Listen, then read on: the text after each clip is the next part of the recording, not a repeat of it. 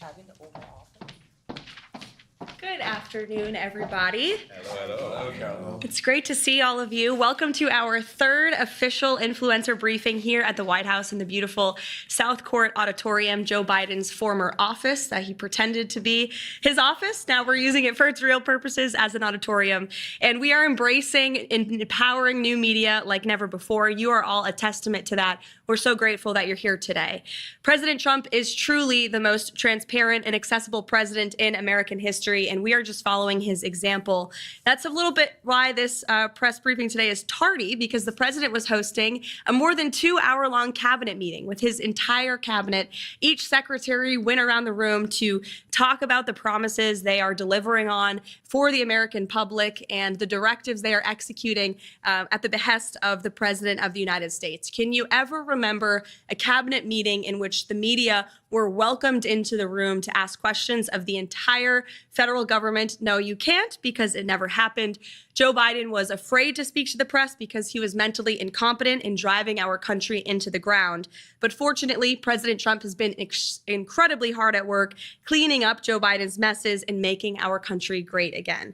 Yesterday marked the president's official 100th day in office. The first 100 days of President Trump's second term can only be summed up as promises made, promises kept. He has ushered in the most secure border in modern American history, and he didn't need a bill from Congress to do it. Do you all remember that? They said we needed a bill. We didn't need a bill. We just needed a new president.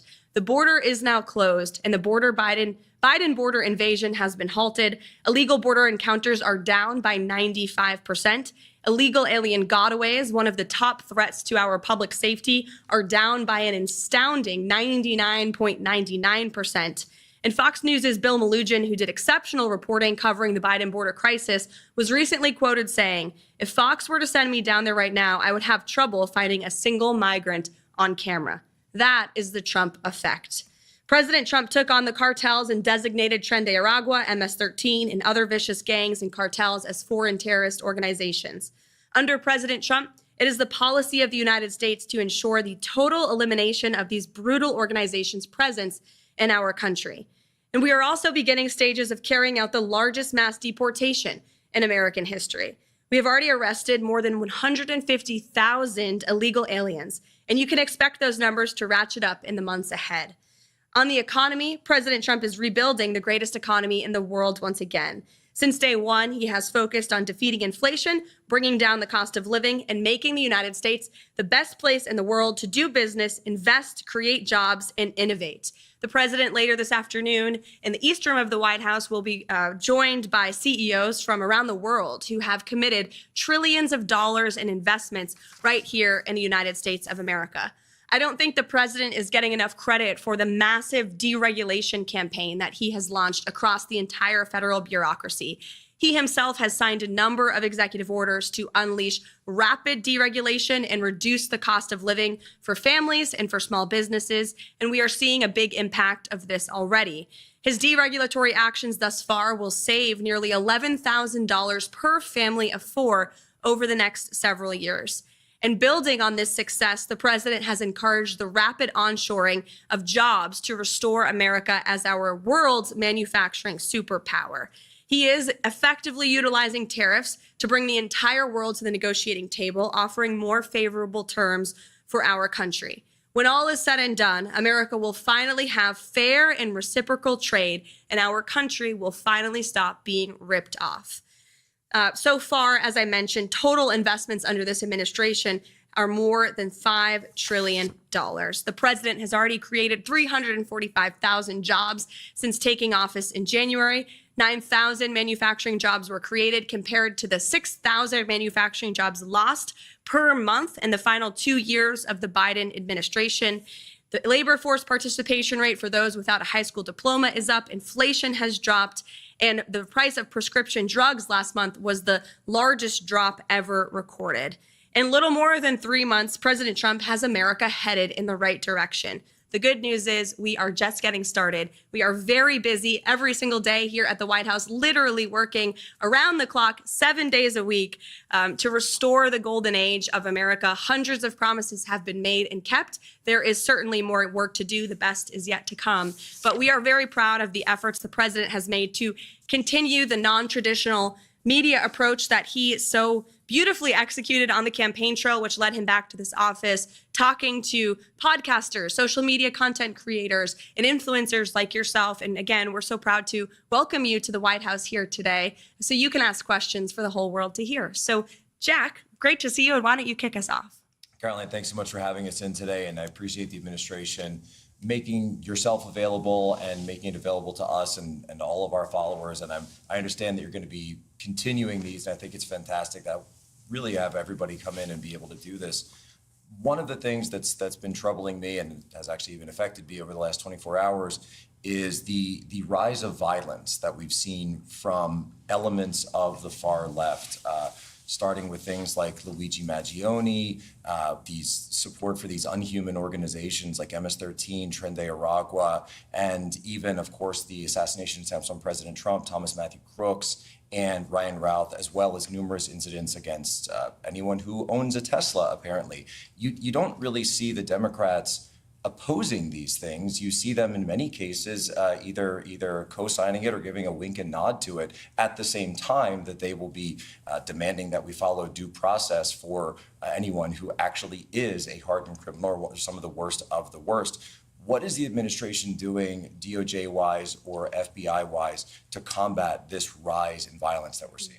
It's a great question, Jack, and I absolutely agree with the premise of your question, which I usually don't when I take questions at a podium. But certainly you're right. We have seen a rise in political violence that stems from the left, dating back to the Black Lives Matter movement, which the left and the Democrats don't want to talk about much, but they burned down American cities.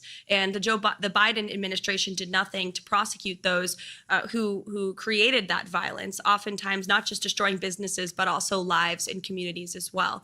You look at the rise of violence against the president himself and his supporters. You had 2 heinous assassination attempts from leftist lunatics, and the president is lucky and blessed to be here today because he was able to survive that political violence and those assassination attempts. Look at the recent attacks on Tesla, on Elon Musk's company. It's quite ironic because Democrats and leftists were the greatest fans of Tesla. Many Democrats drive Teslas to this very day, but then it's that their same party who is doing nothing to stop or condemn or discourage this violence from taking place. And in many cases, Democrat elected officials are actually inciting it and encouraging it. But that's not going to be allowed to happen anymore. The Attorney General was just in the cabinet room with the president and made it very clear to anyone who is inciting violence or participating in violence, you will be prosecuted to the fullest extent of the law. And no longer do we have a Justice Department that chooses prosecutions based on one's political affiliation. If you break the law, you will be held accountable for that.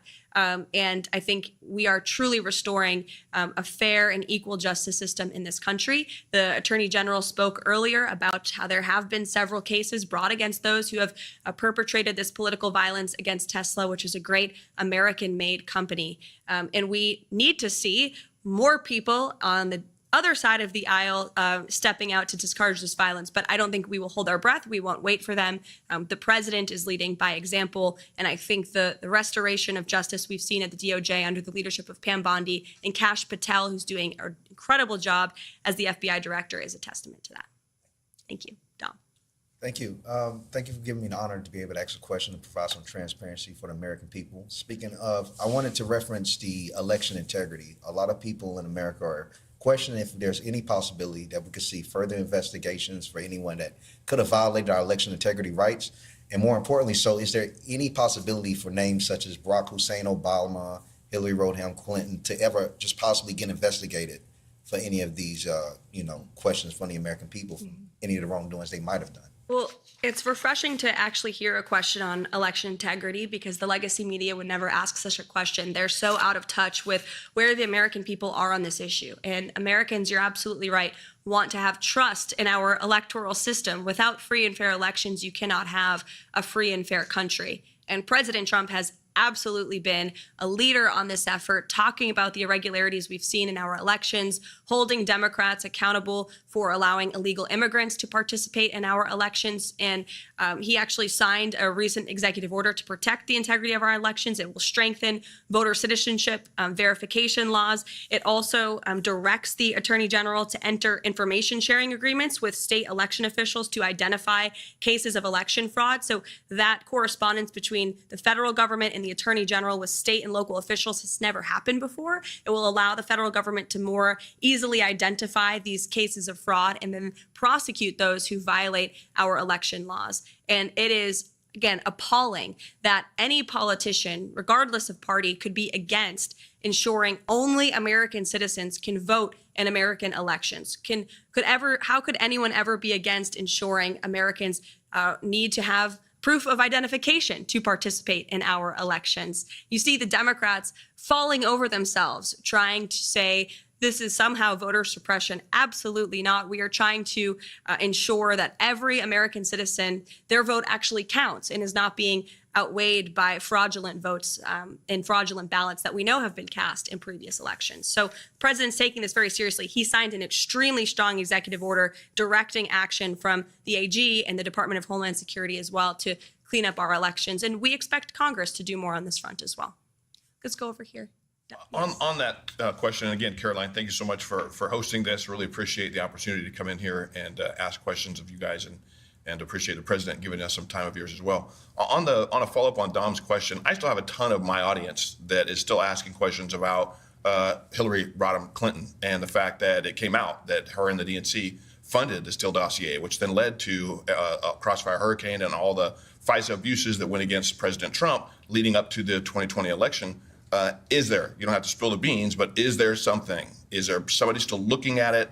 We just want to know that it's not dead in the water, that Hillary's not just off scot-free after knowing what her and the DNC did leading up to the 2020 election. It's a great question. Absolutely understand and agree with why you're asking it, but I would want to let the president weigh in on that front. I haven't discussed it with him, to be honest with you, but certainly we can ask him and get back to you. All right. Eric. So, Caroline, Madam Press Secretary, You can call me Caroline. Thank you, Caroline. Over the weekend, the White House Correspondents Association had their gala, they had their dinner, and Alex Thompson from now Axios, prior to that Politico, didn't really apologize, but came forward and said we, quote unquote, missed the story of Joe Biden's demise, his health demise, his cognitive demise during the 4 years. Jake Tapper has written the book since President Trump was elected that they missed the demise of Joe Biden as well. Fast forward to this lawsuit with CBS, right? So the media, legacy media, has not been held accountable. Will this lawsuit with CBS go to fruition? In other words, I would love to see it go to trial so that we can see, so they can be held accountable. Additionally, will the New York Times be enjoined into that lawsuit? Because the New York Times has already stated that they agree with CBS.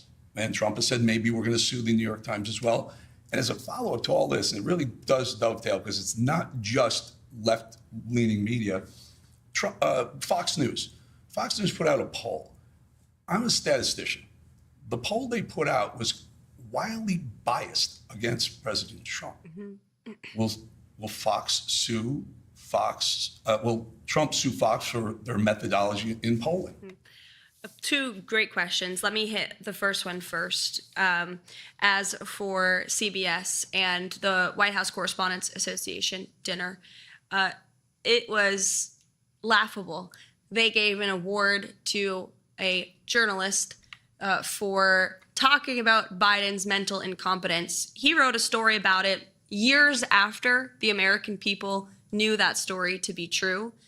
Didn't take much, just 2 eyes and 2 ears to realize that Joe Biden was completely inept, was unfit to serve as president of the United States. And nobody in the legacy media, nobody in this city wanted to talk about it. In fact, I recall being on President Trump's campaign and calling out Joe Biden's cognitive decline. And we were accused of manufacturing deepfakes. My predecessor accused us for manufacturing deepfakes from the White House podium when she knew and everybody in this White House knew the true status of Joe Biden's physical and mental fitness. And the mainstream media allowed that cover-up to take place because they refused to dig for the truth. They tried to get the American people not to believe their own eyes. It is truly one of the greatest cover-ups and scandals in American history. And again, this is why we are welcoming independent journalists and social media influencers and content creators into the White House with open arms, because all of you in this room and many of your colleagues in independent journalism talked about this online. Nobody gave you credence as far as the legacy media is concerned. And now they host cocktail parties where they're applauding each other and patting each other on the back for uncovering the truth. It was years later, and it's truly sad to see. But again, that's why we're making much needed and long overdue changes. As for the lawsuit against CBS, the president and his legal team fully intend to carry this lawsuit forward. The president put out a very strong statement in regard to that and fake news CBS this morning. And then as for the Fox News poll, president's right. These are fake polls. They overpoll Democrats. They underpoll President Trump's supporters. It's always been the case for media polls.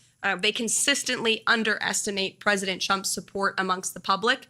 That's why we don't really blink when we see them, to be honest with you. We're staying focused on the mission and moving forward. The president knows everything he's doing is exactly what he promised the American public he would do. And if you look at the key issues in the polling, the president is still ahead because Americans know he is delivering on them, on those issues for them. And if you look at the methodology, you're right. They're overpolling Democrats, underpolling Republicans. It's a clear-cut case of fake polling, no doubt. If I may, also misinformation, though, right? And maybe as detrimental to the presidency as what CBS has done or the New York Times is doing. Mm-hmm.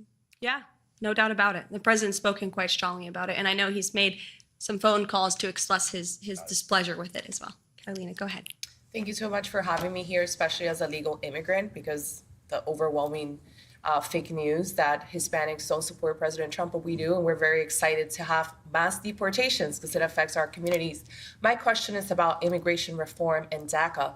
During the first Trump administration, we saw that President Trump, like no other president, wanted to make a deal with the Democrats to give a pathway to citizenship to 1.2 million DACA recipients. I don't know, I haven't really heard anything coming out. Is there going to be is there any policies surrounding that situation? And is there going to be immigration reform? Mm-hmm. Well, first of all, thanks for sharing your story. And the president overwhelmingly won the vote of Hispanic Americans in the previous election and swept counties on the border of Texas that are predominantly Hispanic counties because, to your very point, Hispanic Americans and legal immigrants to this country from all countries are so sick and tired of seeing, we're so sick and tired of seeing the mass invasion of illegal immigrants that was allowed to occur under the previous administration. And it was an issue the president ran on and he delivered on. These mass deportations are underway, and it is currently the position of this administration. We are focused on removing as many illegal alien criminals from our communities as possible. And not only are we doing that for law-abiding American citizens, but also legal immigrants, as you said, who are citizens now and came here the right way, waited their turn, paid their dues. It's a slap in the face to them. And so there's a lot of reforms that need to be made to our legal immigration system. The president has talked about that, but our initial focus right now and our priority is cleaning up the mess that the previous administration left us. And there's more work to do, but a lot of progress has been made thus far. CJ. Yeah, also, thank you so much, Karoline, for having us here. Also on the topic of immigration, not only do I think, the legal immigrant community welcomes what the president's doing, but also the Black community. So I would love to get your reaction to recent comments made by Simone Sanders, who said that people of color would be next in line for deportation under this president. Now, that was a revelation to me and probably many others in the Black community. Being a lifelong American, I'm not really sure where Tom Homan would send me other than my childhood home in Augusta, Georgia. But why do you think this fear-mongering is being directed at the Black community over the issue of immigration? And do you think it's offensive to conflate illegal aliens who are rapists, traffickers, and sexual abusers with law-abiding citizens in the Black community. It's absolutely insane, and it is racist what she is saying. The president intends on deporting illegal alien criminals who broke our nation's laws and are not only impacting communities across the country, but in particular communities of color in our inner cities. You remember the story out of New York City where young minority children were kicked out of their public school to make room for illegal immigrants to sleep on the floor of their cafeteria. That is putting America last. Doesn't matter your race, your religion, or creed. If you are a law-abiding American citizen, President Trump is going to put you first. And shame on Simone Sanders for saying that. She knows better, but she's trying to fear people into disliking this president with lies. But I think the American public are much smarter than she believes that they are, and that's why they reelected President Trump. Oh, go ahead. Hi, Caroline. So, as the youngest press secretary in history who is a wife and a mom, you've become widely popular with America First Patriots. As an 18-year-old, I can say you're definitely an inspiration to Gen Z. What has been the biggest highlight for you in these first 100 historic days? Thank you for asking that and saying that, Bo. I am Gen Z. I think I heard the term zillennial because I'm right on the cusp of millennial and Gen Z. Jack is cringing at that. But there's been so many highlights. Just being here every day is such a blessing and an honor. And I'll share a quick story to that point.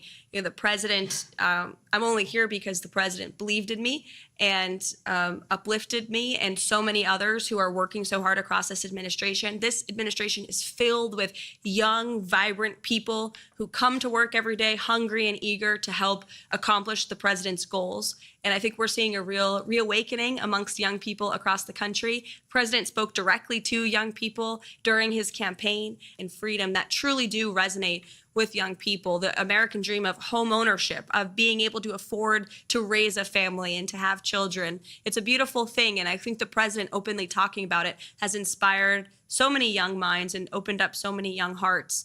And I'm just so honored to be in this role. The president, he's wrote about it in his books and he's talked about it himself. When he was in his 20s, he was building buildings in Manhattan. So certainly he believes in the strength and the ability of young Americans across the country, like yourself, here at the White House at just 18 years old. Thanks for being here. Into the back row. Thank you so much for having us here, Caroline. It underscores President Trump's transparency. Shifting focus a little bit to what's happening on our universities, President Trump has finally put American students over violent foreign nationals. And right now we're seeing the media whitewash the violence perpetrated on our college campuses. We see many universities trying to bypass President Trump's executive order. And my question is, how exactly does President Trump will make sure that these universities are being properly held accountable and violent foreign nationals who are taking over campus buildings are sent back home? Yeah, well, to Jack's earlier question about political violence, this is another form of political violence we've seen stem from the left with the pro-Hamas movement that took place on college campuses and universities. In fact, I recall being in a Manhattan courtroom during the Alvin Bragg case against President Trump in the midst of the campaign. And we were in that courthouse watching the television as these violent riots unfolded on the campus of Columbia University. And I remember the president watching the television saying, when we are back, we are going to fix this. This is ridiculous, and immediately directed his campaign staff at the time to insert it into the speeches and to make sure the American public knew he was not going to tolerate violence on our nation's college campuses and the illegal harassment against Jewish American students. He has taken incredibly strong position on this already. He has brought many of these colleges and universities to their knees by threatening their federal funding and in a few cases cutting federal funds. If you violate federal law, you will not receive federal funds under this administration. It's very simple. If you allow the illegal harassment and violence against students of any race or religion on your campus, you will not receive federal funding. You are violating Title VI, which is federal law. The president's made that very clear. And you've seen many of these colleges come to the table and admit their wrongdoing and apologize for it because they know they were wrong. Unfortunately, we didn't have a president at the time who was holding them accountable, who was completely silent as students were being targeted. As for the visas, same is true. The president and the Secretary of State, Marco Rubio, who's doing a tremendous job, have taken incredibly strong action on this as well. And Marco Rubio, as our Secretary of State, reserves the right to rescind visas from foreign nationals who have the privilege of studying on our nation's colleges and universities. And if you engage in illegal behavior, if you're engaging in activity that's contrary to our nation's foreign policy interests, then you will no longer have the privilege of coming and studying here.